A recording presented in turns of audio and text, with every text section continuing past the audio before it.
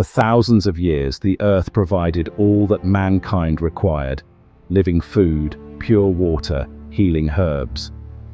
But in our ambition to conquer nature, we traded life for convenience and health for profit. This is the untold story of God's food and man's food. A story of survival, deception, and the choices that shape our very existence.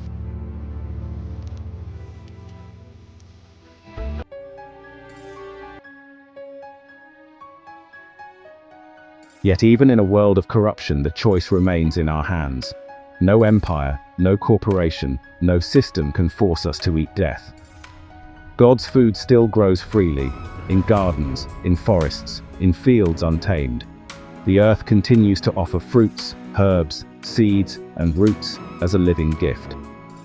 Every apple, every fig, every grain of wheat carries within it the spark of creation. To eat such food is to align with the rhythm of life itself. Families who return to the soil rediscover a strength long forgotten. Communities who share gardens find healing that money cannot buy. Children raised on living foods shine with energy, clarity, and joy. Even the smallest change, a single meal, a single choice, can turn sickness into health. The body responds quickly to truth, for it was never designed for lies. Each step back to natural food is a step back toward harmony with creation. The noise of advertising, the glitter of processed foods, cannot hide their emptiness. For light always exposes darkness, and truth always outlives deception. In the end, the table becomes an altar, and the food upon it a covenant. And the question stands, as it has from the beginning: God's food or man's?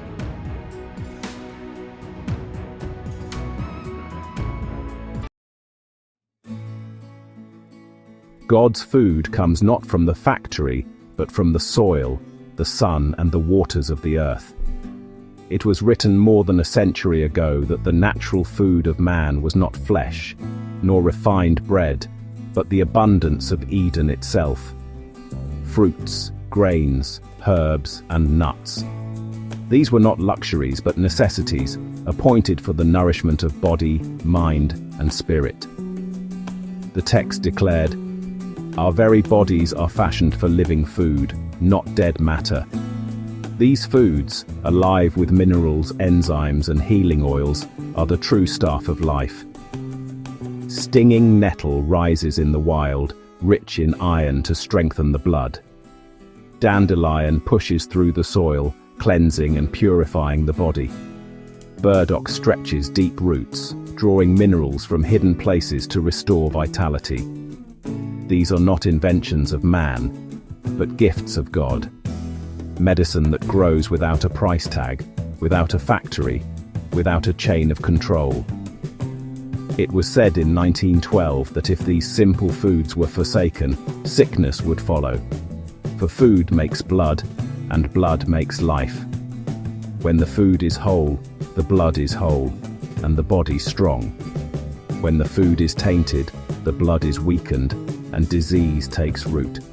To eat of God's food is to walk in harmony with His design. Each fruit ripened by the sun, each seed filled with life, carries within it the wisdom of creation. Every bite becomes more than nourishment. It is communion, it is medicine, it is spirit. The writings declared, "Man was never fashioned to live on what has been boiled, bleached, and stripped. He was made to thrive upon that which grows freely, in fields and in gardens, in orchards and in forests." Thus, in God's food, we find not only strength for the body, but clarity for the mind and peace for the soul.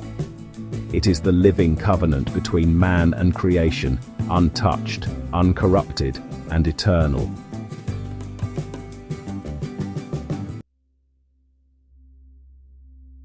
But man, in his ambition, sought to control nature rather than honor it. Fields once wild and free were replaced with rows of identical crops.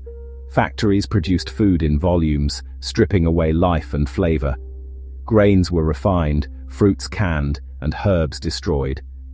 The living essence of food was replaced with chemicals, preservatives, and empty calories. The 1912 text warned, "Every refinement is a robbery. Every artificial process strips life from the food and leaves only death." Today, we see the consequences in every city, every supermarket, and in the rising tide of chronic illness. What was once a gift, it was for profit, convenience, and control. The once disconnected and soulless.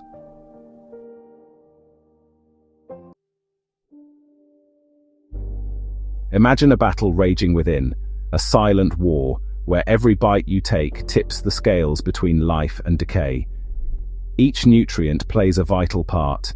Proteins build and repair, fats and carbohydrates fuel and warm, and mineral salts, though nearly invisible, are essential for life itself. When these minerals are missing, the body wastes away, succumbing to what scientists call saline starvation. The food we choose shapes our blood, our muscles, and even the clarity of our minds. Poisoned food taints the blood, and tainted blood clouds the mind, dulling clarity and draining both body and spirit. The link between mind and body is unbreakable. A weakened body breeds a weakened mind, and a toxic diet saps both. Every bite is a choice, with the power to heal or to harm. This is the silent war inside us all. Nutrients from nature's food strive to restore energy and clarity, while chemicals and processed toxins work to destroy, weaken, and confuse. The battle is invisible, but its effects are absolute, shaping the life, mind, and spirit of every individual.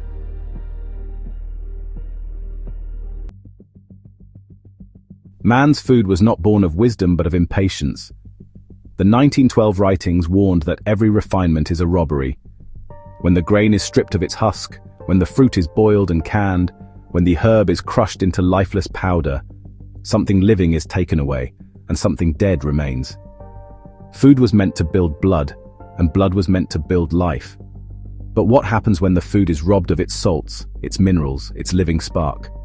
The blood weakens, the body withers, and the mind grows dull. It was written over a century ago. If an animal were fed upon such food, he would surely die. Why then should man expect life from that which has been drained of its essence? The warning was not heeded.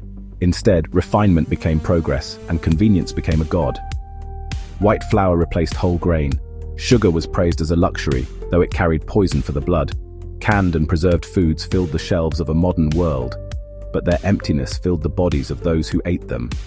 The mind itself was not spared, for food colors the blood, and blood colors the spirit. The writings declared, if the food be poisonous, the blood soon becomes tainted, and the mind, no less than the body, shows the effects of this poisoning. Thus, the corruption of diet was not only the corruption of health, but of thought, of clarity, of will. We see its legacy today, in every city, in every home, in the rising tide of chronic disease. What was once the gift of creation has been traded for profit, for speed, for illusion. Yet the body remembers, the spirit remembers. For man cannot live on dead matter and expect to thrive. Man, in his ambition, sought to control nature rather than honor it. The fields once wild and free, where herbs grew in abundance, were replaced by endless rows of identical crops. Diversity gave way to uniformity, and with uniformity came weakness. The writings of 1912 warned, every refinement is a robbery. The milling of the grain, the bleaching of the flour, the boiling of the fruit. Each process strips away the very life of the food, leaving only emptiness in its place. Grains were refined until they no longer held their strength. Fruits were canned until their living essence was destroyed. Herbs, once gathered for medicine, were torn up and cast aside. The food of life became food of death. Flavor without nourishment, form without substance. The old text declared plainly, food makes blood, and blood makes life. If the food is poisoned, the blood will be poisoned, and the body and mind alike will suffer. Thus came the age of preservatives and chemicals, where profit outweighed purity. What had once been a sacred gift was reduced to a commodity. The living covenant between God and man was broken, and in its place stood factories, machines, and markets driven by greed. Empty calories filled the shelves, designed to deceive the eye but never to feed the soul. The writings warned that saline starvation, the lack of vital mineral salts in the diet, would cause the body to waste away. And indeed, in every city, in every supermarket, the rising tide of chronic illness bears witness to this truth. What was meant to bring life became an agent of death. The natural was cast aside for the artificial, and with every step, man walked further from the harmony of Eden, into a world disconnected, soulless, and enslaved by his own creations. The kind of food we eat directly shapes the body, the blood, and the mind. It was written in 1912, "If food be poisonous in character, the blood soon becomes tainted, and the mind, no less than the body, shows the effects of this poisoning process." God's food strengthens, renews, and restores. Man's food weakens, inflames, and destroys. The body, a temple of intricate design, cannot thrive on lifeless matter. Every refinement, every artificial process, strips away vitality and leaves behind only decay. The old writings declared, "On any theory we may hold of the nature of mind, it is colored and influenced by the state of the body and by the condition of the blood. When the blood is pure, the mind is clear.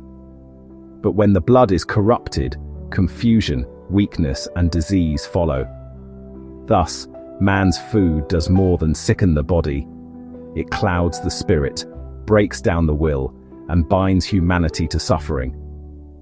Obesity, diabetes, heart disease, cancers, all are the bitter fruits of a harvest sown by greed. In the words of 1912, "Food very rapidly and forcibly affects the state of health and even the life of the individual. What enters the mouth becomes flesh, blood, and thought itself. Life or death begins with what is eaten."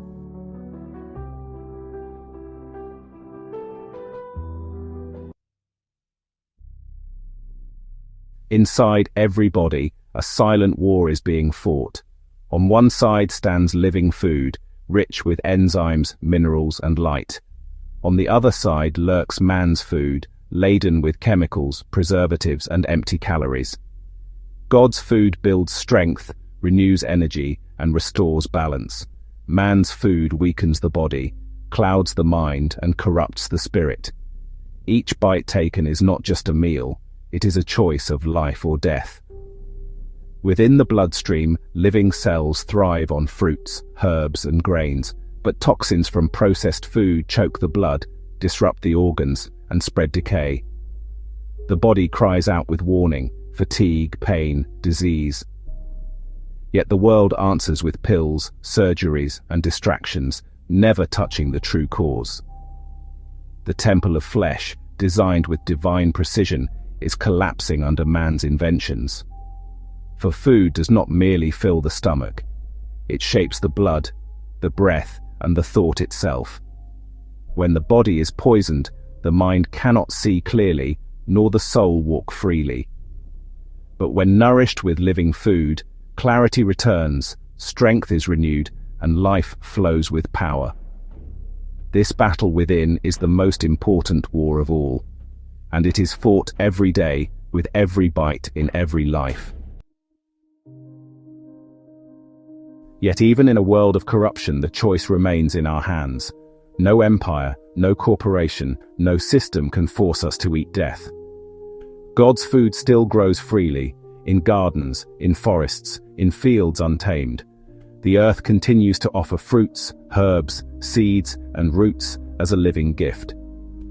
Every apple, every fig, every grain of wheat carries within it the spark of creation.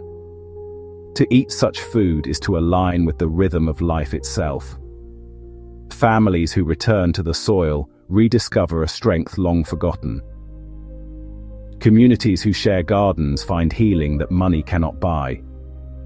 Children raised on living foods shine with energy, clarity, and joy. Even the smallest change, a single meal, a single choice, can turn sickness into health. The body responds quickly to truth, for it was never designed for lies. Each step back to natural food is a step back toward harmony with creation. The noise of advertising, the glitter of processed foods, cannot hide their emptiness. For light always exposes darkness, and truth always outlives deception. In the end, the table becomes an altar, and the food upon it a covenant. And the question stands, as it has from the beginning: God's food or man's?